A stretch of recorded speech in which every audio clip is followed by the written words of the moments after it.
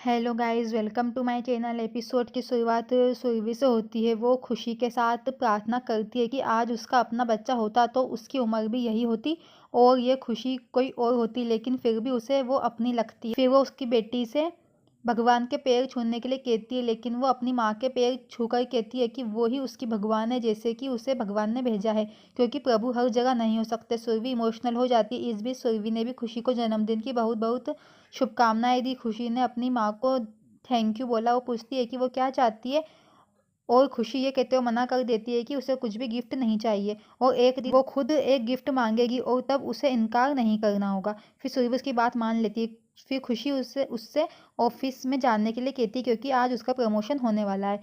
फिर वो कहती है कि उससे पहले नाश्ता कर लेना चाहिए, नहीं तो उसके सिर में दर्द होगा। खुशी कहती है कि उसका खाने का बिल्कुल भी मन नहीं करता, क्योंकि वो बहुत बिजी रहती है। सुरभि उसकी बकबक पर मुस्कुराती है।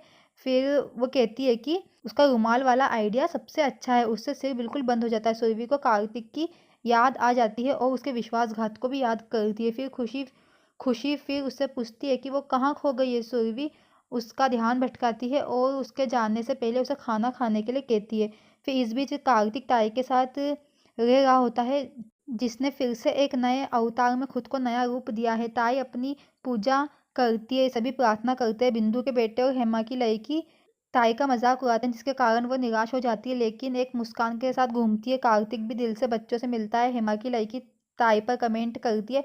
ताई उसे एक व्याख्यान देती है कि कैसे गलत चीज़ें आपको जीवन भर पछताती है, एक ऐसा रिश्ता जो जीवन भर दर्द देता है। वो उसे बताता है कि जब काम गलत है तो कुछ भी नहीं संभाला जा सकता और कोई भरोसा संभव नहीं है। फिर वो खुद को तैयार करता है और ताई से बात करता है। वो उसकी पूजा करती है, जबकि कार्तिक ताई से कहता है कि वो नासिक जा रहा है और शाम तक वापस आ जाएगा, जबकि सुरभि भी नासिक में ही रहती है।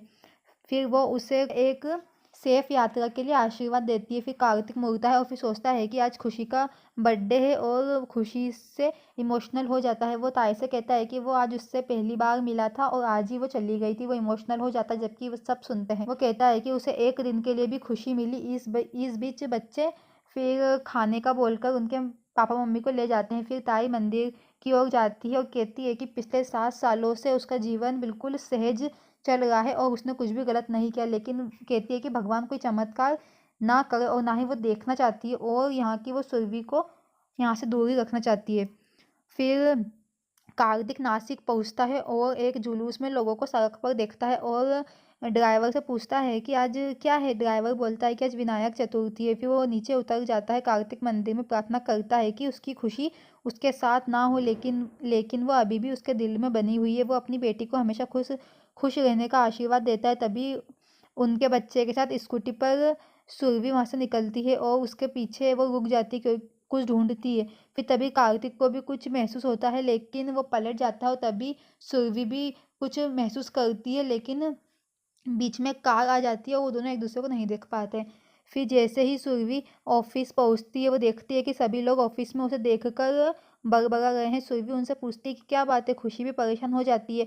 उसका बॉस आता है और फिर सुरभि को उसके द्वारा एक लेटर देता है, जिसमें लिखा होता है टर्मिनेशन का लेटर। वो चिट्ठी को फिर बहुत जोर से पढ़ती है और वो जो कहती है उसे पढ़कर चौंक जाती है, क्योंकि वो एक टर्मिनेशन लेटर होता है। खुशी भी हैरान हो जाती है। सुरभि पूछती है कि इसकी क्या वजह है। वो कहते हैं कि वो बॉस से पूछ सकती है, क्योंकि वो केवल नौकर है। खुशी बोलती है इसका मतलब है कि वो मोटू वो खुद जाकर उससे निपटेगी, क्योंकि उसकी माँ इतनी मेहनत करती है और उसे इस तरह भुगतान किया जा रहा है। इससे पहले कि सुरभि उससे कुछ बोल पाती, खुशी उससे नाराज हो जाती है और उसे स्टैच्यू बोलकर चली जाती है।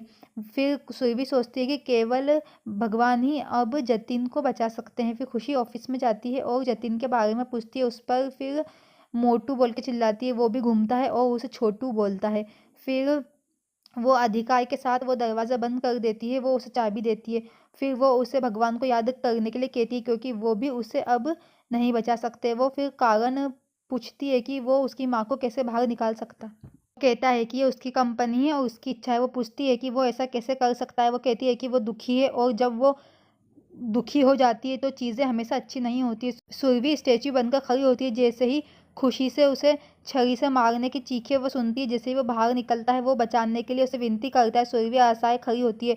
खुशी उसे ख़त्म होने के लिए कहती है। सुरभि उसे डांटती है लेकिन वो उसे रुकने के लिए कहती है। वो सुरभि से पूछती है कि अगर उसने उसे नौकरी से निकाल दिया तो वो उसका दोस्त कैसे हो सकता है।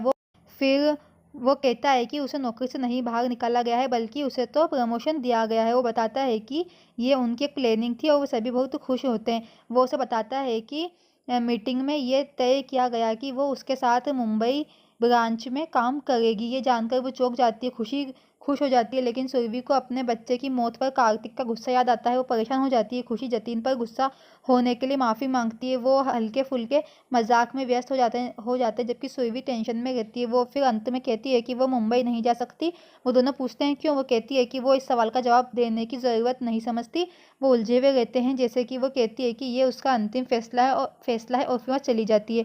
फिर बाहर वो लोग गोलगप्पे खाते हैं। जतीन और खुशी फिर बात करते हैं कि उन्हें कैसे सुरभि को मनाना चाहिए क्योंकि ये प्रमोशन सिर्फ मुंबई में ही हो सकता है। वो उससे वादा करती है कि वो सुरभि को मना लेगी। जैसे ही कार्तिक वहाँ पे कैब में आता है, अखबार पढ़ता है, ये वो बेखबर रहता है कि सुरभि उसके सामने ही है। और जब वो मोबाइल फ़ोन पर बात करती हुई वहाँ से निकलती है तो उसे उसकी कार नहीं दिखाई देती है और लगभग वो उसे टकरा जाती है और वो मुश्किल से फिर 1 इंच बच जाती है। दोनों ऊपर देखते हैं और हैरान और डर जाते हैं। सड़क के किनारे जतिन भी टेंशन में रहता है। सुरभि हैरान हो जाती है।